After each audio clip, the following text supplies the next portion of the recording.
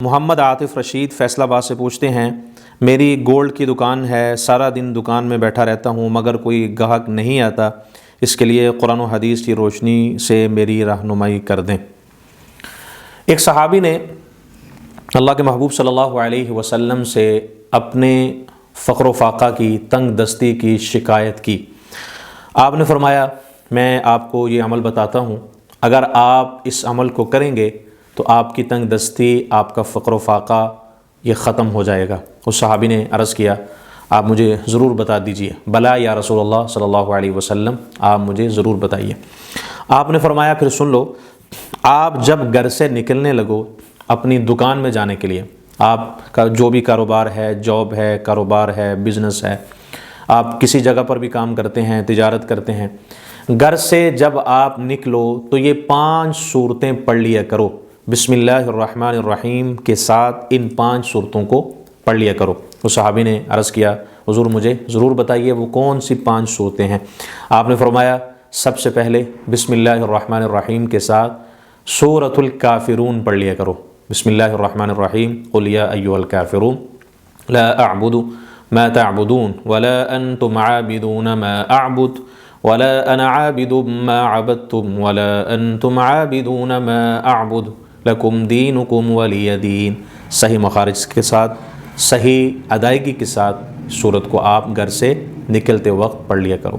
پھر اس کے بعد سورۃ النصر جو شروع ہو رہی ہے، بسم اللہ الرحمن الرحیم، اذا جاء نصر اللہ والفتح ورأيت الناس يدخلون في دين الله أفواجا فسبح بحمد ربك واستغفر انه كان توابا۔ پھر اس کے بعد سورہ اخلاص بسم اللہ الرحمن الرحیم پڑھ کے اس کی تلاوت کر لیا کرو۔ بسم اللہ الرحمن الرحیم، قل هو اللہ احد اللہ الصمد لم یلد ولم یولد ولم یکن له کفوا احد۔ پھر اس کے بعد سورۃ الفلق پڑھ لیا کرو۔ بسم اللہ الرحمن الرحیم، قل اعوذ برب الفلق من شر ما خلق ومن شر غاسق اذا وقب ومن شر النفاثات في العقد ومن شر حاسد اذا حسد۔ پھر اس کے بعد آپ نے فرمایا اس صحابی سے سورۃ الناس گھر سے نکلتے وقت پڑھ لیا کرو۔ بسم اللہ الرحمن الرحیم، قل اعوذ برب الناس ملک الناس الہ الناس من شر الوسواس الخناس الذي يوسوس في صدور الناس من الجنة والناس۔ اللہ کے محبوب نے اس صحابی کو یہ عمل بتایا۔ پھر آپ نے فرمایا، جب آپ گھر میں داخل ہونے لگیں پھر یہی 5 صورتوں کو آپ نے اسی انداز سے، اسی طریقے سے پڑھنا ہے، اور جب آپ نے ان صورتوں کو پڑھنا ہے آخر میں پھر ایک مرتبہ پڑھ لینا ہے بسم اللہ الرحمن الرحیم، یعنی بسم اللہ الرحمن الرحیم کو 6 مرتبہ ہم نے پڑھ لیا، ان صورتوں کو ایک مرتبہ، 5 صورتوں کو ہم نے پڑھ لیا۔ آپ نے فرمایا واپسی پر بھی یہی عمل کرنا ہے۔ وہ صحابی فرماتے ہیں، کچھ دن گزرنے کے بعد اللہ نے مجھے اتنا مال دیا، اتنا رزق دے دیا کہ میں وہ مال، میرے پاس اتنا پیسہ آ گیا، اتنی دولت آ گئی، میں گھر میں رکھتا تھا بھول جاتا تھا میں نے پیسے کہاں رکھے ہوئے ہیں، یعنی مجھے پتہ ہی نہیں تھا میرا مال، میری دولت کہاں پڑی ہوئی ہے۔ اس قدر اللہ نے مجھے مال و دولت سے نواز دیا۔ تو یہ عمل، یہ وظیفہ رسول اللہ صلی اللہ علیہ وسلم کا بتایا ہوا عمل ہے۔ یاد رکھیں، کوئی بھی چیز ہے جب تک اس میں برکت نہیں ہوگی اس میں اضافہ نہیں ہوگا۔ ہم کثرت کو تلاش کرتے ہیں کہ ہمیں بس کثرت ملے، مال زیادہ ہوتا ہوا ہمیں نظر آ جائے اگرچہ اس میں برکت نہ ہو۔ جب تک برکت نہیں ہوگی اس مال کا بھی فائدہ نہیں ہوگا۔ کثرت کا فائدہ تب ہوگا جب برکت ہوگی۔ ایک بزرگ سوئے ہوئے تھے خواب میں، انہوں نے دعا کی، دعا کر کے سو گئے، یا اللہ مجھے مال عطا کر دے، مجھے فلاں ضرورت میری پوری کر دے۔ تو خواب میں دیکھا، آواز آئی، فلاں آپ درخت کے نیچے جائیں، وہاں سونے کی اینٹ پڑی ہوئی ہے، وہ جا کے اٹھا لیں۔ اس بزرگ نے پوچھا کہ اس کے اندر کیا برکت ہے؟ آواز آئی، آگے سے آواز آئی خواب کے اندر کہ اس کے اندر برکت نہیں ہے۔ تو پھر اس بزرگ نے فرمایا مجھے اس کی ضرورت نہیں ہے، اگر اس میں برکت نہیں ہے مجھے اس کی ضرورت نہیں ہے۔ پھر اگلے دن اللہ سے مانگا، پھر یہ خواب آیا، خواب میں یہ آواز آئی کہ فلاں درخت کے نیچے چلے جائیں، وہاں 1 درہم یا 1 دینار پڑا ہوا ہے، وہ جا کے اٹھا لیں۔ اس بزرگ نے پوچھا کہ اس میں کیا برکت ہے؟ آواز آئی اس میں برکت ہے۔ وہ بزرگ گئے، جا کے اس دینار کو اٹھایا، وہ جو درخت کے نیچے پڑا تھا اس کو اٹھا کر لا کر اپنی ضرورت کو پورا کیا، اور اس ضرورت کو پورا کیا انہوں نے، اور اس میں سے کچھ پیسے بچ گئے، وہ جو رقم بچی اس کی انہوں نے مچھلی خریدی۔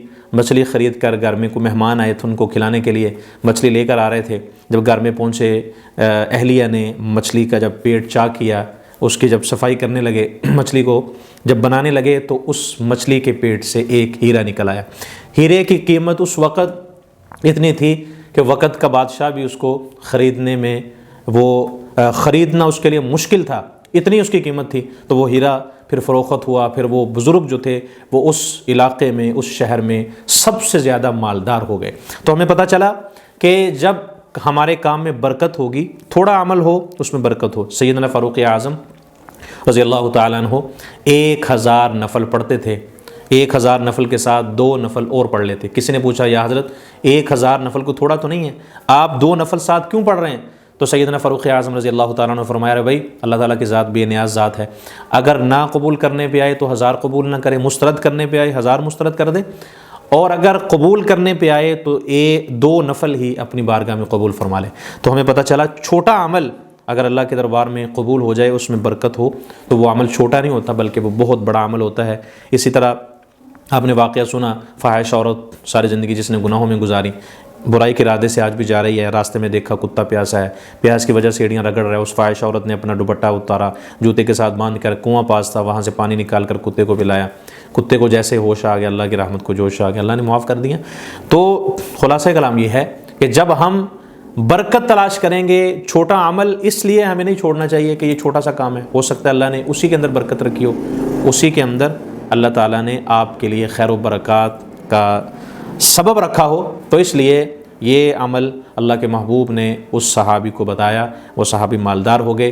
ہم بھی اگر اس عمل کو کریں گے، گھر سے نکلتے وقت ان صورتوں کو پڑھیں گے، واپس گھر آنے پر صورتوں کو پڑھیں گے، انشاءاللہ ہمارے رزق کے اندر بھی، مال کے اندر، کاروبار کے اندر، دکان کے اندر، فیکٹری کے اندر، بزنس کے اندر، ہم جو بھی کام کرتے ہیں اللہ کے فضل و کرم سے اس میں انشاءاللہ برکات بھی ہوں گی اور اللہ مالا مال بھی فرما دیں گے۔